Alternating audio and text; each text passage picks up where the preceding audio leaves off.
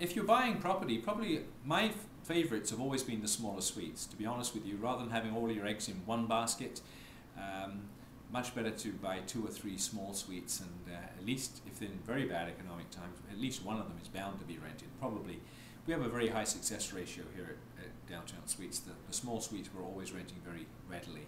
The high-end ones, how many people are really looking? When you think about it, if you have a suite for $5,000 or $6,000 a month, by our exacting standards, that means that the client has to be earning $200,000 to $250,000 a year, and then wanting to rent. And the reality is most people who are in that income bracket have already bought something and are living in their own home.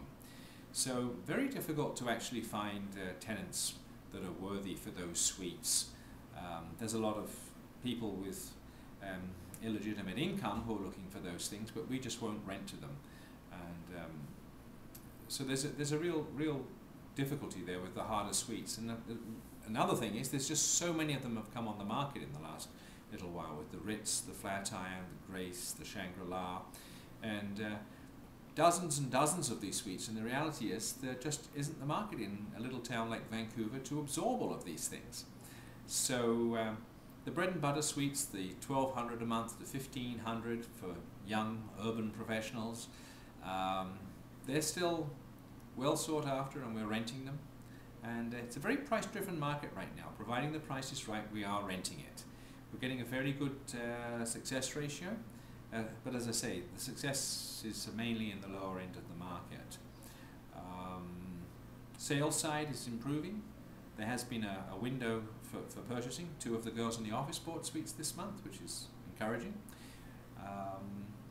But the reality is that the prices are 20% down at least from last year, and one well-known individual, a developer whose name I won't mention, has suggested that the prices should be about 5% of the assessed values from last year. It's probably 5% below assessed values from last year is what I'm saying.